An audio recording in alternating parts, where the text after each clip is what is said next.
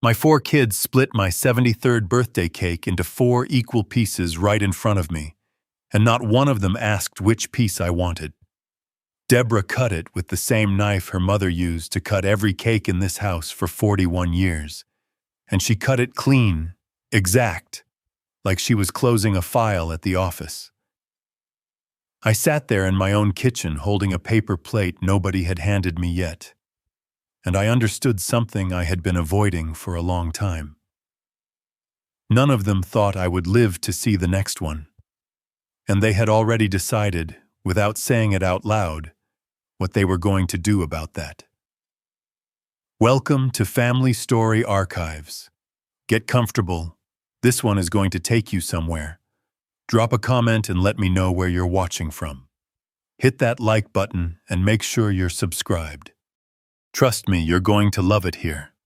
My name is Nathaniel Pruitt, 73 years old, cotton farmer for 36 years before I sold the last of the working acreage in 2019, and I still live on Frankfurt Avenue in Lubbock, Texas, in the same brick house I bought in 1979 for $18,000.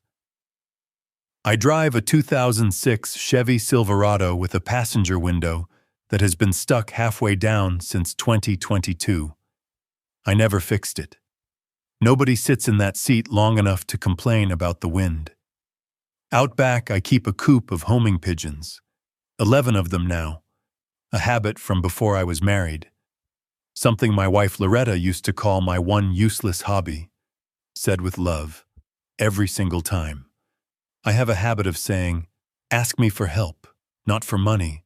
Money's the lazy way to ask. I have said it to all 4 of my children at different points in their lives. Only one of them ever actually did it. Loretta died 21 months ago. A stroke standing at the stove a Tuesday. 40 minutes from the moment she went down to the moment the paramedics stopped trying. There was no long illness for anyone to prepare for. No months of visits where a son or a daughter that could show up enough times to feel like they'd done their part.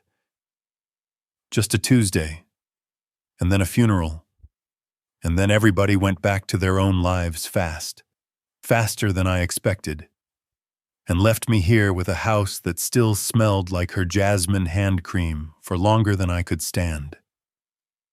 6 months after the funeral, I sold 340 acres west of town to a solar development company for $11.2 million. I opened an account at a small community bank on 50th Street and named it the Loretta Ann Pruitt Memorial Trust. I told exactly 2 people. Neither of them was one of my children.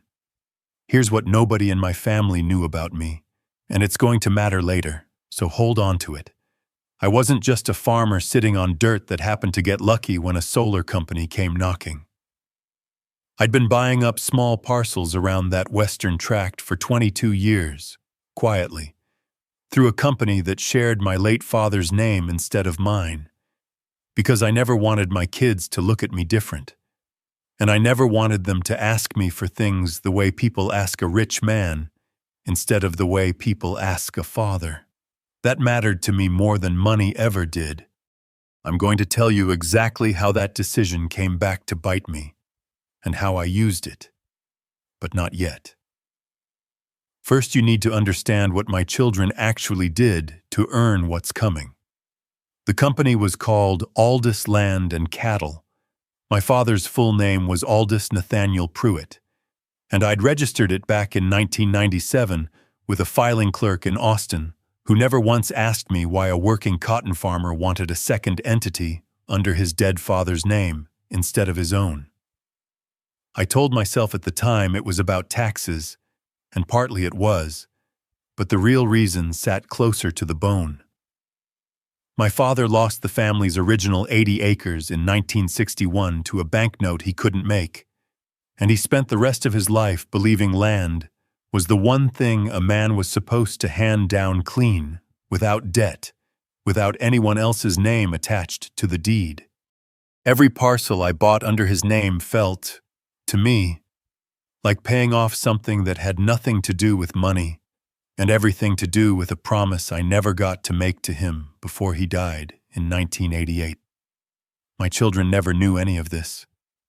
Not because I was hiding cruelty, but because grief like that doesn't translate easily across a dinner table, and I never found the right night to say it out loud.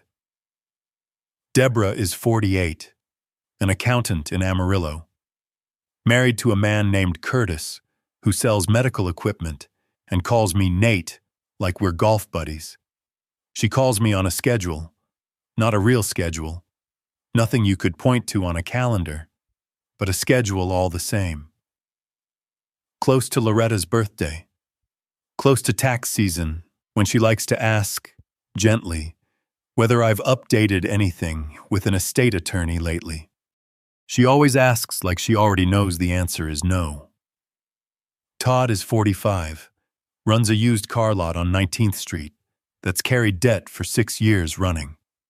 He is the loudest about money because he's the one who needs it most, and he has never once pretended otherwise. At Loretta's funeral, standing at the graveside, before the dirt was even fully packed, he leaned over to me and asked what the number was. Not, how are you holding up? Not, do you need anything? The number. I still remember the exact words.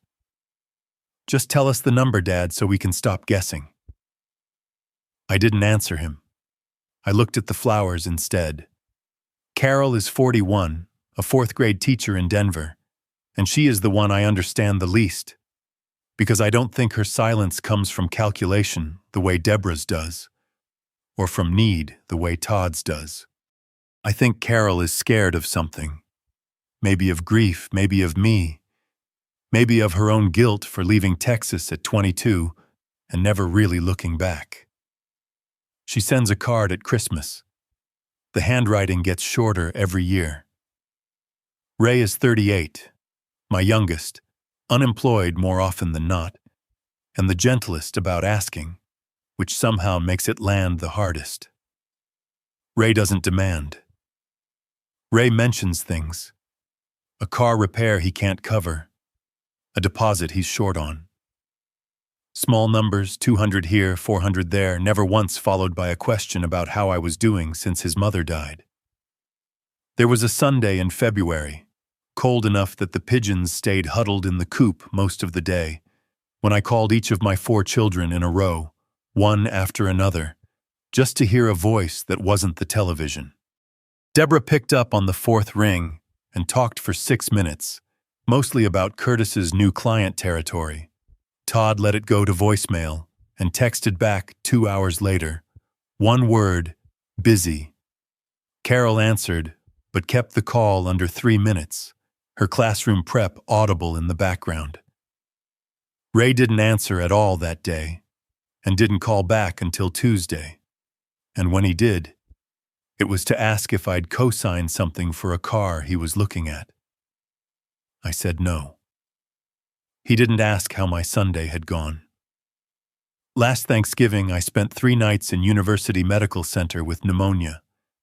Not one of my 4 children came. Deborah sent flowers to the room, a nice arrangement, sympathy card attached, the kind you order online in 90 seconds.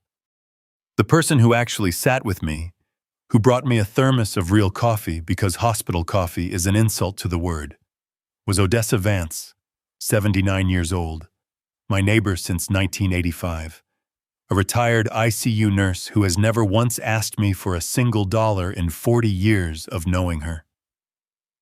So that's where we stood, going into my birthday this year. A house full of quiet debts nobody was naming out loud. And then came the cake. If you've been listening for a while, do us one quick favor, subscribe.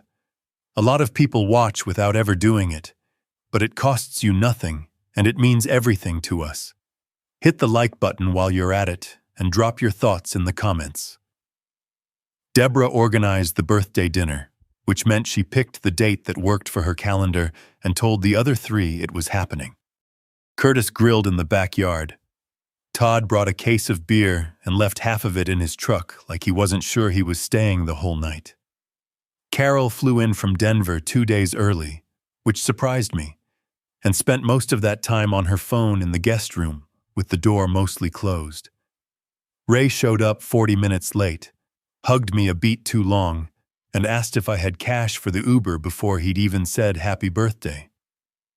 Somewhere around the second beer, before the cake ever came out, Todd brought up the transmission repair loan again, the one I'd turned down back in June, this time in front of everybody, framing it less like a request and more like an old grievance he wanted witnesses for. "Dad's got money he won't even talk to us about," he said, not quite joking to Curtis, who laughed the uncomfortable laugh of a man who married into a family and would rather not referee it. Deborah tried to redirect towards something safer, some story about a client's audit, and Carol excused herself to check on something in the guest room that didn't need checking on.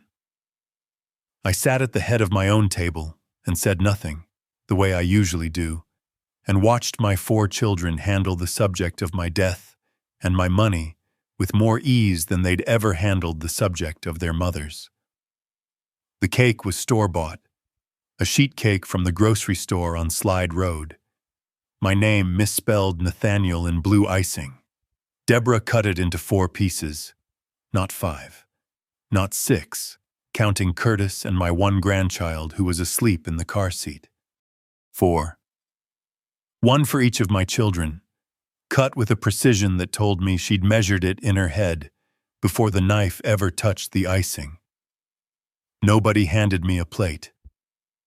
I want you to sit with that for a second, because it is a small thing, and small things are exactly how you can tell what people actually believe about you underneath all their nice words. I stood in my own kitchen, in the house I built a life in, at my own birthday party, holding an empty paper plate while my children divided a cake as if I was already gone from the math. "Dad, you want a piece?" Todd finally said, halfway through his second slice like it had only just occurred to him. I said I was fine. I wasn't hungry anymore. Later that night, after they'd all gone, after Carol's rental car pulled out of the driveway at 9:40 and Ray's Uber idled at the curb for 6 minutes while he finished a call I wasn't supposed to hear, I sat alone at the kitchen table with the leftover cake box in front of me. 4 pieces gone. 1 untouched, sitting off to the side. The one Deborah must have cut for me and then simply forgot to give me, the way you forget a coat you meant to bring but didn't need. I didn't eat it. I put it in the freezer, still in its box, and I don't fully know why I did that. Maybe I wanted proof of something. Maybe some part of me wasn't ready to throw away the last piece of a night I already understood was the end of pretending things between us were fine. The next morning, I called Priya Chandrasekaran, an estate attorney I'd used for small farm business for going on 11 years, and I told her I was ready to finish something I'd started 2 years earlier and never quite closed the final chapter on.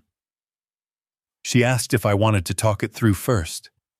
I told her I already had, plenty, just never out loud to anyone who mattered.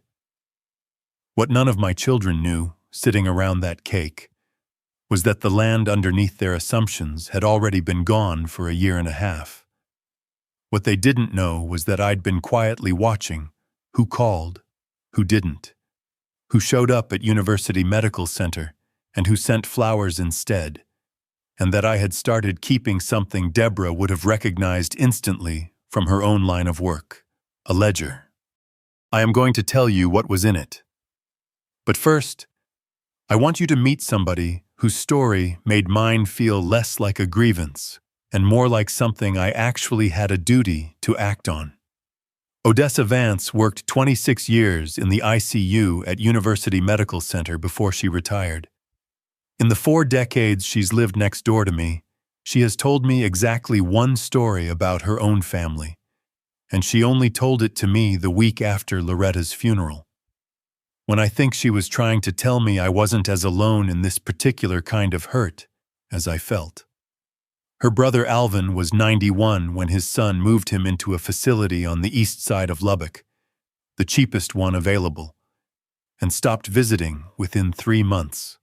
Odessa drove out every single Sunday for 2 years, 40 minutes each way, because nobody else would. She told me Alvin used to save his dessert every week, wrapped in a napkin in his nightstand drawer, in case one of his own children finally came. They never did.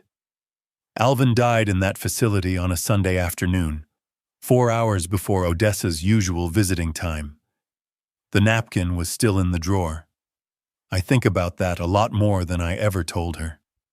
Then there was Harold, a man Priya represented 2 years before she ever met me, a widower whose daughter had him declared incapacitated using a doctor who'd examined him for 11 minutes in a waiting room, not an office, a waiting room. Then came Al, a client of Priya's firm from the same year, moved out of his condo while he was recovering from hip surgery, his furniture in a storage unit he didn't know existed until the bill came due. Then Marjorie. Then a man named Wexler who Priya still won't discuss the details of, only that it involved a signature and a hospital bed and 45 minutes he doesn't remember. By the time Priya finished telling me these stories over coffee one October morning, she'd named 11 people, and she said the same thing every time. Nobody believes it's happening until it's happening to them. She told me one more, later, almost as an afterthought while she was packing up her files that same morning, and this one stayed with me longer than the rest. A woman named Ruth Ann Castellanos, 84, out in Slayton, whose 3 sons had never done anything you could point to in a courtroom. No forged signature, no forced facility. Nothing Priya could have built a case around even if Ruth Ann had asked her to. What they did was simpler and in its own way, crueler. They stopped inviting her to anything. Not out of malice, Priya said, but out of a kind of quiet math each of them had done separately, deciding their mother's declining hearing and slower steps made family gatherings more trouble than they were worth. Ruth Ann died alone in her kitchen 8 months after her last conversation with any of them. And it was her mail carrier, not a son, who noticed the newspapers piling up and called the sheriff. Priya said she still thinks about that case more than any of the ones with actual paperwork attached, because there was no crime to prosecute, only a slow, ordinary abandonment that the law has no name for and no remedy against. I am not saying my children are Harold's daughter or Alvin's son or Ruth Ann's 3 boys. I want to be fair here, because fair matters to me more than it probably should. Deborah has never once suggested a facility. Todd has never touched a document without my knowledge. What my children did was smaller than all of that, and in some ways it took me longer to name precisely because it was smaller. They didn't take anything from me. They simply stopped believing there was anything left in me worth showing up for, except the money they assumed was coming. The ledger started as 3 index cards in a kitchen drawer. October 2 years ago, a month before I sold the land. I wrote down every call, every visit, every excuse, not out of spite, out of a slow, creeping need to know whether what I felt was real or whether I was just an old man turning grief into grievance. By the time I sat down with Priya this spring, the 3 cards had become 42 entries. I'm not going to read you all 42. I'll give you 3 because they tell you everything the other 39 confirm. March 14th. I called Deborah about a mole on my shoulder. Dr. Reyes wanted biopsied. She asked if I'd talk to an attorney about updating the trust while we're dealing with health stuff anyway. The biopsy came back benign. She never asked about the results. June 2nd. Todd asked to borrow $6,000 for a transmission repair on a truck he was reselling. I said no, the same way I'd said no 11 times over 4 years, and reminded him what I always remind him. Ask for help, not for money. He didn't call again until my birthday, and the first thing out of his mouth that night, before he'd finished chewing his second slice of cake, was a joke about how must be nice not needing anybody's help. He meant it as a joke. It didn't land as one. August 30th. Carol texted a photo of her classroom's first day of school. I replied asking if she'd come down for a visit before winter. She left the message on read for 6 days, then answered with a single line about being slammed with grading. She has never once, in 21 months, asked me a direct question about how I'm actually doing since her mother died. There was a fourth entry I almost didn't write down because it involved Ray, and some part of me wanted to protect him even from my own ledger. April 11th. Ray called at 11:40 at night, which was unusual for him, and for about 90 seconds I let myself believe he'd called just to talk. He asked, instead, whether I still had Loretta's old wedding ring, the one with the smaller diamond she wore before I could afford to upgrade it in 1994, and whether I'd thought about who that would go to eventually. I told him it was already promised to Carol, had been for years, something Loretta and I decided together before she got sick. Ray went quiet, then said, "Just checking," and hung up before I could ask him anything about his own life. I sat with the phone in my hand a long time after that call ended, wondering how long my youngest son had been keeping a private mental list of what belonged to who. Here is the part I need you to sit with, because it changed everything, and I still get a knot in my stomach telling it. 9 days after my birthday, I was in the recliner in the front room with the television low, half asleep the way a man my age gets in the middle of the afternoon, and I heard Ray's truck pull up outside. He didn't come in. He sat on the porch steps and made a phone call, and because the window was cracked for the breeze, I heard every word of it, clear as anything, before he ever knew I was awake to hear it at all. It was Todd on the other end. I recognized the rhythm of Todd's voice, even muffled through a phone speaker. 38 years of knowing that voice. And what I heard was not two sons worrying about their aging father. What I heard was two sons doing arithmetic. He's got to have at least 2-3 million just sitting somewhere, Ray said, low, like he thought the walls couldn't hear him. He's not gonna live forever, and none of us can wait around not knowing the number. Then it got worse. Todd said something back I couldn't fully make out, and Ray laughed, a short, ugly laugh I'd never heard from my own son before, and said, "Yeah, well, Deb already talked to a realtor about the house, just to get a ballpark. Says it'll probably need work before it'd show good, but the lot alone's worth something with the street the way it's grown." A realtor. About my house.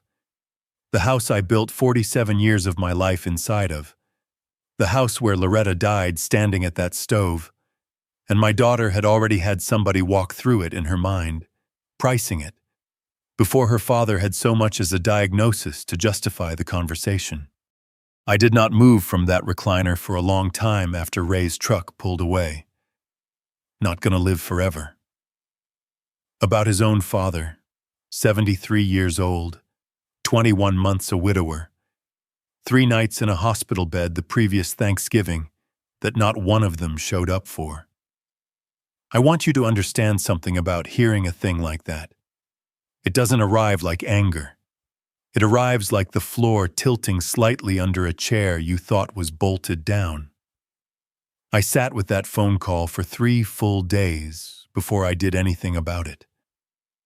I want to be honest with you about that, because I don't think a decision like this should look instant, even in a story that moves fast. I drove out to the old western tract one afternoon, the part that's solar panels now instead of cotton, and I parked the Silverado on the shoulder of a farm road and just looked at it for a while. Loretta used to ride out there with me some mornings before the sun got mean, just to watch the irrigation lines run. I thought about her a long time before I ever picked up the phone to call Priya. I called Priya the following Monday. She's practiced trust and estate law in Lubbock for 22 years, and the first thing she ever told me, back when I only had 30 acres and a modest 401k, was this: people don't reveal what they actually believe about you when things are good. They reveal it in the gap between what they assume you'll do and what you actually decide to do. I didn't understand her the first time she said it. I understood it completely the afternoon after that porch phone call. Here is what I asked her to help me finish. The Loretta Ann Pruitt Memorial Trust, the one holding the $11.2 million from the solar sale, had been drafted 18 months earlier with a placeholder clause, language Priya calls a soft close, meaning the final distribution instructions weren't yet irrevocable.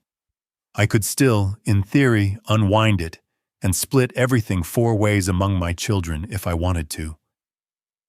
Some part of me, honestly, had been keeping that door open the whole time, hoping one of them would do something, anything, that made the decision easy in the other direction. Nobody did.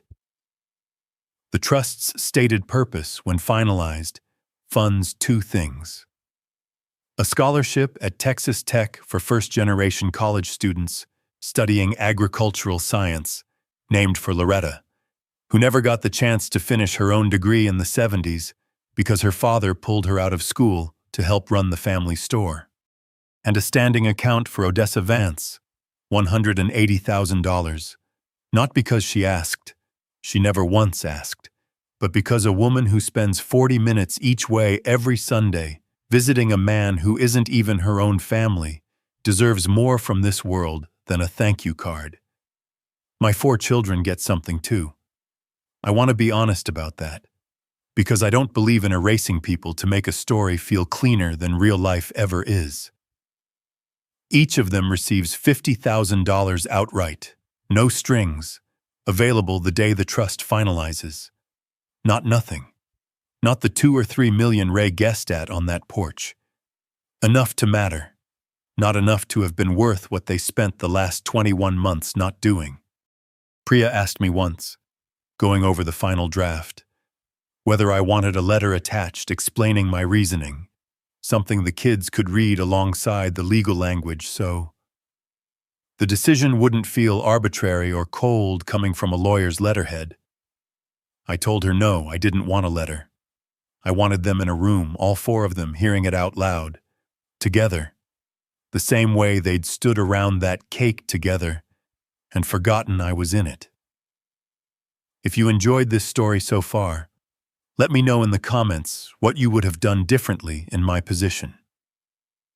Now let's get to the part where they find out.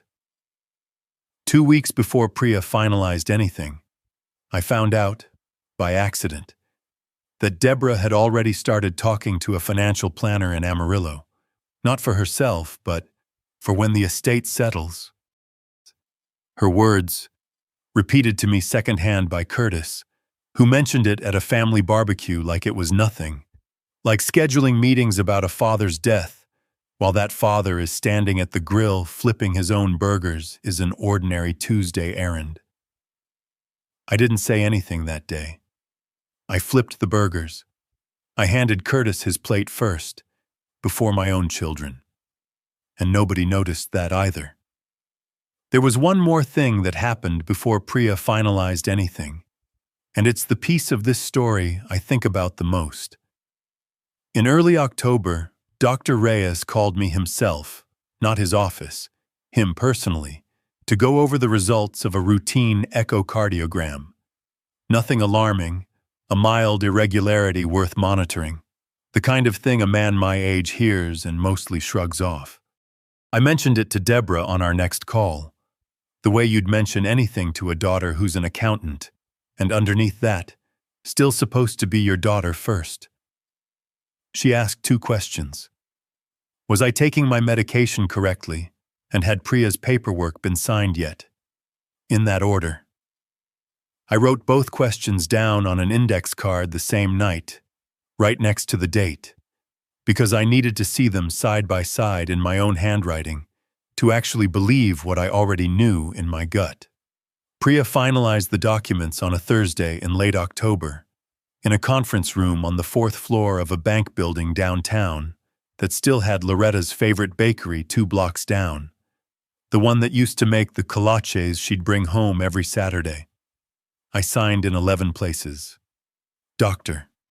Reyes had already provided, weeks earlier, a full capacity evaluation, unprompted by any dispute, simply because Priya insisted every irrevocable trust of this size carry one, ironclad, so that no one ever could stand in a courtroom someday and claim I hadn't known exactly what I was doing. That evaluation took place on a Tuesday morning in his office on 4th Street, 90 minutes. Not the 11-minute waiting room exam Priya had once described from another client's file. Dr. Reyes had been my physician for 15 years, since before Loretta got sick the first time with a scare that turned out benign. And he asked me questions I found almost insulting in how simple they were. What year it was, who the sitting governor was, what I'd eaten for breakfast, and then questions that weren't simple at all. Why I was making this decision, whether anyone had pressured me, whether I understood exactly what I was giving up the right to change later. I answered every one of them without hesitation, and at the end he signed his name below a paragraph stating, in plain clinical language, that Nathaniel Pruitt possessed full testamentary and financial capacity, free from coercion, undue influence, or cognitive impairment. I keep a copy of that page in the same drawer as the ledger. Some proofs you keep not because you expect to need them, but because keeping them is its own kind of peace. The night before I signed anything, I opened the freezer looking for ice and found the birthday cake box still sitting there, untouched, the piece Deborah had cut for me and then forgotten to hand over. 3 weeks old by then, the icing gone slightly gray at the edges under the frost. I took it out and set it on the counter and just looked at it for a long while. I didn't throw it away that night either. I put it back. I think some part of me wanted to carry that one unclaimed piece of cake all the way through to the other side of whatever was about to happen, as proof, to myself if nobody else, that I hadn't imagined any of it. I called Odessa the morning of the signing, not because I needed her permission, but because in 21 months of widowhood, she had become the only person left who asked me questions about myself instead of about my assets. She made a pot of coffee, real coffee, the kind she'd brought me in the hospital that Thanksgiving nobody else showed up for, and she sat across from me at my own kitchen table, the same table where 4 pieces of cake had been divided without me, and she asked one thing. "Are you doing this because you're angry, Nathaniel, or because it's right?" I told her both things could be true at once, and she said that was the most honest answer she'd heard out of anybody in this whole ordeal, mine included. She didn't know yet what I'd written into the trust for her. I hadn't told her, and I wasn't planning to until the reading, because I didn't want her gratitude clouding whether she'd tell me the truth about what I was about to do. She told me the truth anyway. She told me she thought I was being fair, maybe fairer than any of them deserved, and that fairness, in her long experience nursing dying men whose families had already checked out emotionally years before their bodies finally caught up, was a much rarer thing in a family than anger ever was. Priya's office called all 4 of my children the same week, asking them to come in together the following Thursday for what her assistant described only as a matter regarding your father's estate planning. No further detail. I wanted them walking in not knowing, the same way I'd stood in my own kitchen at my own birthday, not knowing what was already decided about me. They all showed up. I want that on the record. Because whatever else you think of my children by the end of this, all four of them cleared their schedules and drove or flew to a conference room on the fourth floor of that bank building on a Thursday morning, which was more effort, combined, than they'd shown me in the 21 months since their mother died. I sat in the back corner, near the window, and Priya sat at the head of the table with the trust documents in front of her. And I watched my four children take their seats around that table the exact same way they'd stood around that birthday cake. Deborah upright, already reaching for a legal pad. Todd leaning back, arms crossed, jaw already set for a fight he assumed was coming. Carol small in her chair, hands wrapped around a coffee cup she never drank from. Ray by the door, like he might need to leave quickly. Priya read it plainly, the way she reads everything, no drama in her voice at all, which somehow made it land harder than if she'd shouted it. The Loretta Ann Pruitt Memorial Trust, the scholarship at Texas Tech, the standing account for a Miss Odessa Vance, $180,000, and a rustle went through the room at that name, four heads turning slightly, because until that sentence, not one of my children had known Odessa existed as anything more than the neighbor who waved at the mailbox. And then the four remaining lines, $50,000 each, to Deborah, to Todd, to Carol, to Ray, unconditional, effective, immediately. Deborah's pen stopped moving on the legal pad about halfway through the second paragraph. She didn't write anything else the rest of the meeting.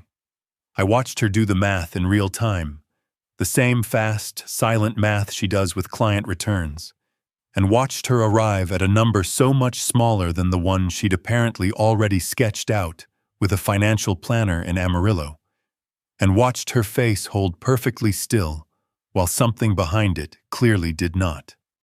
Todd's arms came uncrossed. He leaned forward instead, elbows on the table, and for a second I thought he might actually raise his voice. The first time in this whole story, I braced for it. But what came out instead was quieter and worse. 2 years, he said, mostly to the table, not to Priya, not to me. You had this done 2 years ago. Not a question. A number landing somewhere behind his ribs. Carol was the one who cried, right there at the table, not loudly, just tears she didn't wipe away fast enough. And when Priya finished reading, Carol was the first to speak, and what she asked wasn't about money at all. She asked what her mother would have thought of the scholarship. I answered that one myself from the back corner, before Priya could. I told her Loretta cried, actual tears, the day she didn't get to walk across a stage in 1976 because her father needed her behind a cash register instead, and that I had never once forgotten the way she talked about it, even 40 years later, even the week before she died.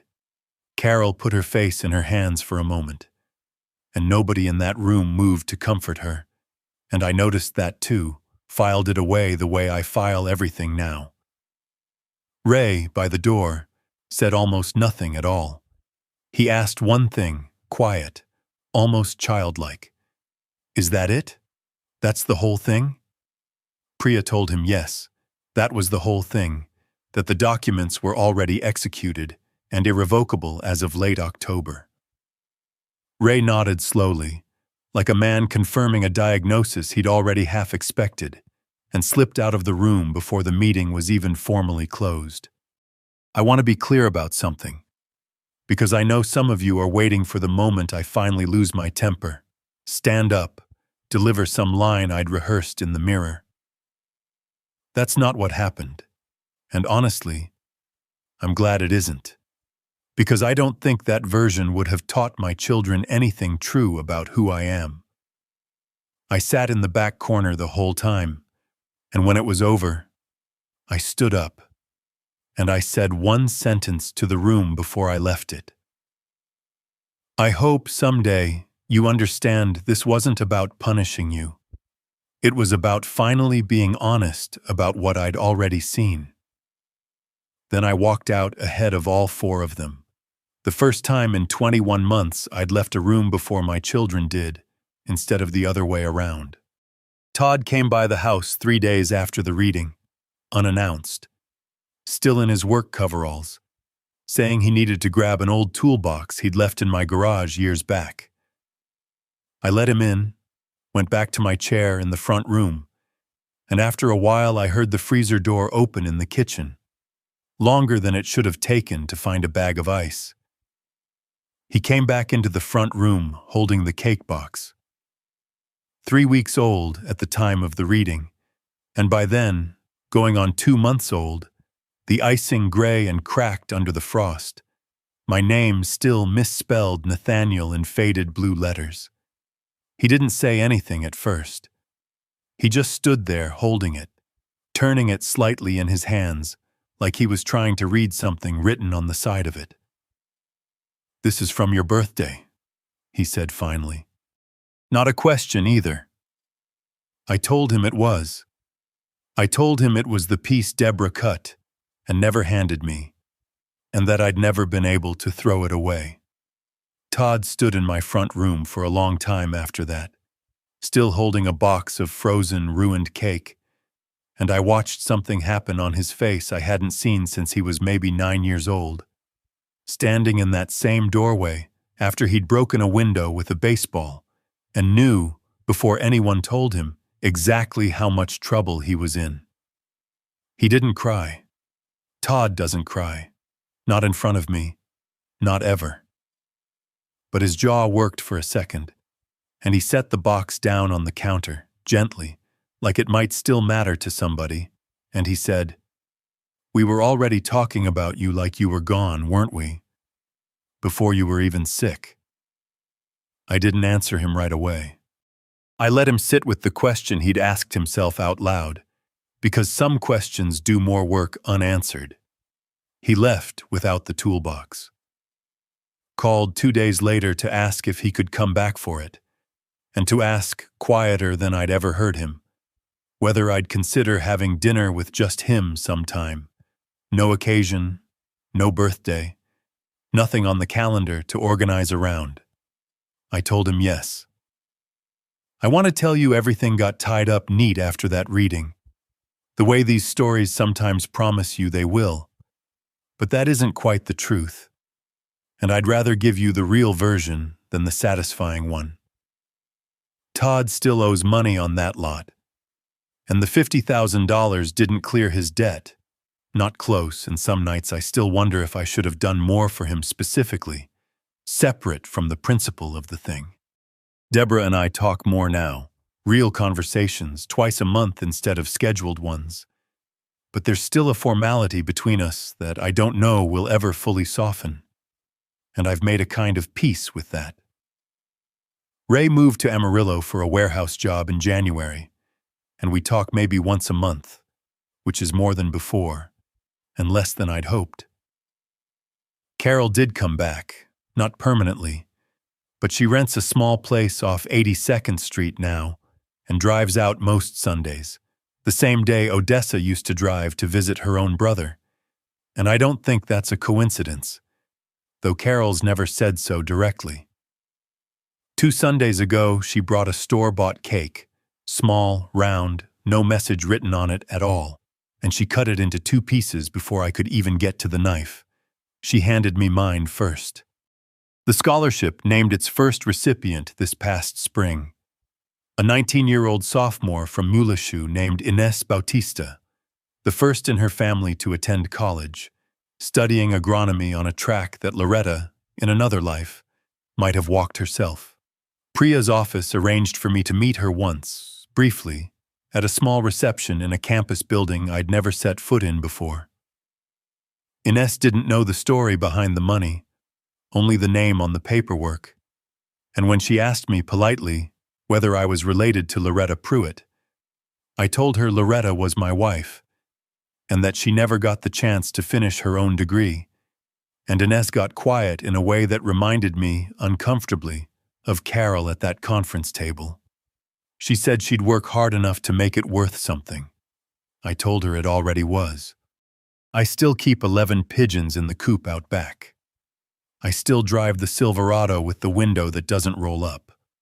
And some evenings, sitting on the back porch with Odessa, coffee going cold between us, I think about something Loretta used to say whenever one of the kids was being difficult as teenagers, long before any of this. You don't raise children to owe you anything. You raise them, and then you watch to see who they decide to become anyway. I didn't understand that sentence for a very long time. I think I finally do now, and I don't know that the understanding brought me any real comfort. It just brought me clarity, which at 73 turned out to be worth more than I expected. This past Thanksgiving, a full year after the one none of them showed up for, 3 of my 4 children came to Frankfurt Avenue at the same time for the first occasion in longer than I can accurately remember. Deborah brought a store-bought pie and left it in its plastic container on the counter, a small, familiar gesture that no longer stung the way it once might have. Todd brought his youngest boy, my grandson Dalton, 8 years old, and spent most of the afternoon out at the coop teaching him how to hold a pigeon without startling it, the same way I'd taught Todd himself 35 years ago in that same backyard. Carol set the table, using Loretta's good plates for the first time since the funeral, without being asked. Ray called at 6 p.m., sharp to say he wasn't going to make it. Work schedule, but that he'd call again Sunday. And for once, 3 weeks later, he actually did. Odessa came too, the same as she always does now, sitting at the far end of the table where Loretta used to sit, not replacing her. Nobody could ever replace her, just occupying the space so the table didn't feel quite so lopsided. Nobody cut a cake that night. There wasn't one. But when it came time for pie, Carol served me first, without anyone reminding her to, and I noticed it the way you notice a small thing after you've spent 2 years noticing its absence. If you enjoyed this story, join our community by hitting that like button and subscribing for more real, raw, and family-centered stories. And as always, thank you for being a part of Family Story Archives. I will see you on the next one.